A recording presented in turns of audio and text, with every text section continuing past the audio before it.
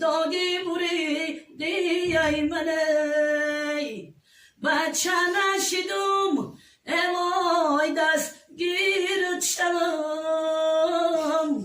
آه چای جان چرا رنجی دیای منی وای دیلومی وای دیلی در بندم جانی دام سلام بخشایی نامردمی چند سال شده صغیر باب میگردمی یک بارم نپر سیدن زیدی لی دردمی ای تگید شمار جایی منزی لیکه هم در درونی خم ریستان خواهیکه هم میگم برمی بکردنای وای پیازم وای وردم میدای روی شیری نیکه هم یک شبک روز کردم در سنجکی در ای حالی دیدم خبر ندادری مردم میگی شکرانه کدادری شکرانه همش جایی بچه مای دیگری چیلی که مای ده که ما در منده وای مرغمی چی نست غمای خانه می مردم میگی اغم به هده نخر جانی مستر میگنی زبی بچم آتایی دودگی سیاه خبر ببر آوردن ای مردای شو ما به خبر آوردن افتاب زدای ای در تگی دالان می برو می گرم دوستا حیران می ما حیران می بنده سر گردان می وای بدی رفتنی یارو می وای حیران می. از ما خواهش کردن که زن دارم لکن به خاطر اون که دست نارسا دارم تأمینات خانه را پره انجام داده نمی توانم اگرچنده که خیلی زحمت و مهنت زیاد میکنم لیکن آن مقدار این زن طلب میکند من انجام داده نمی توانم و این عائله صاحب 3 فرزند هستیم همراه مادر خود طلب دارد که مرا طلاق ده و داملای عزیز نمیدانم که چیکار کنم حتی قوت و شرایطی ندارم که برای رسیه کار کردن مبلغی برای من در کار است بچه با ناموس بچه با عبادت بچه خدا ترس فقط پروردگار همون فقر و ناداری را امروز نصیب او گردانیده است و این خاطر گویم همون زن نکاحی که صاحب 3 فرزند هستند الکه از این زندگی راضی نیستند و قناعتی که من در اول گفتم در این قناعت از این نعمت قناعت این خواهر عزیز ما محروم است و میخواهد که از این مرد جدا شود نامعلوم که آینده وی با کی روبرو می شود نامعلوم که وی چگونه زندگی در روبرو می شود نامعلوم که این فرزندهایی که از این زن است اینها در کدام روحیت تربیه می یابند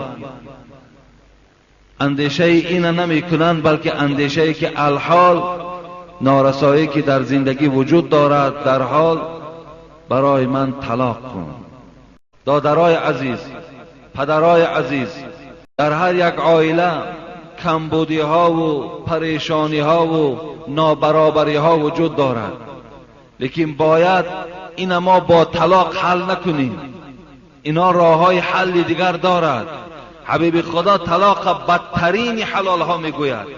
ببین اینجا کلمه ابغض استفاده می شود. بدترین.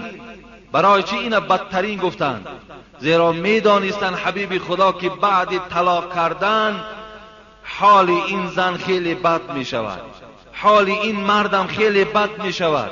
از این خاطر این بدترین حلال ها گفتن پیغمبری خدا.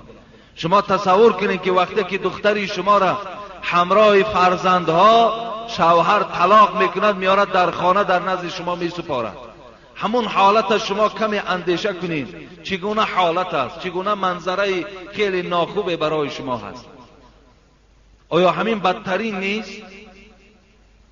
حالا که حبیب خدا میگوید کدام زنی که برای نرسیدن شرایط یا برای که شوهر او منصب ندارد، پول ندارد، دسترخوان پر از میوه و ناز و نعمت ندارد، اگر برای این شده از شوهر خود طلاق طلب کند، حبیب خدا گفت قسم به خدا گفت بوی جنت به مشام این زن نمیرسد.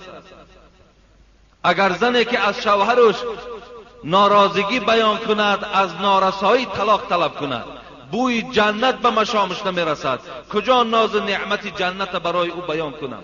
بوی جنت که بوی جنت حبیب خدا گفتن از 500 سال راه به مشام انسان میرسد، لیکن به مشام این زنی که از شوهر طلاق طلب میکند به مشام این زن بوی جنت نمیرسد. بسیار باور کنین این التدبیر نصف العیش، با اندیشه زندگی کردن نصف زندگی است. در این فقر و در این ناداری حبیب خدا طاقت داشت. حضرت فاطمه مادرمان دختر حبیب خدا در این فاقه و در این ناداری که چیزی نداشتند، در این صبر داشتند. دختر ابوبکر صدیق حضرت اسماء کمبغلی او را کتاب‌ها یاد می‌کند، صبر داشتند. لیکن این خواهر عزیز ما هم ببینید هم از نعمت شوهر محروم، هم از زندگی خوب محروم، هم از راحت جنت محروم. کجا رفته ایستاده؟ این راهی که خود اختیار کردی بسیار راهی نادرست است، بسیار راهی غلط است.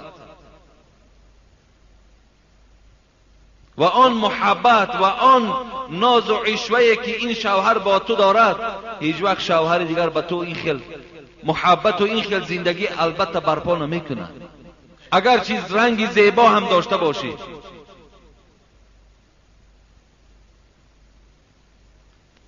شجاع کرمانی را خدا رحمت و مغفرت کند، دختری داشت میگوید بی نهایت دختری با عبادت بود، دختری بود همیشه پایبند عبادت خدا بود، هیچ وقت به سوی حرامهای پروردگار رهسپار نبود، با هر یک مرد بیگانه سلام و همنشینی نداشت. روز همین شجاع کرمانی را حکایه میکند که برای دختری خود خواست شوهر بیارد. دختر به سین و سالی 18 قدم زده بود. در حال این شجاع کرمانی از پی شوهر شد.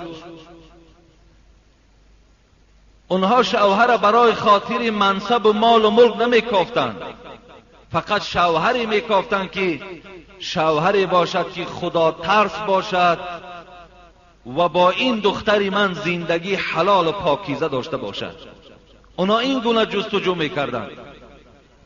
امروز بچه‌دارای ما هم دخترای فقط دولتدار میکاوند، بچه‌دارها هم زنهای بای به دولت میکاوند. فقط همه این به خاطر دنیا هست. به ناگاه میگوید شجاع کرمانی در یکی از مسجدها در آمد، نگاه کرد یک جوانی را دید مثل این جوانهایی که امروز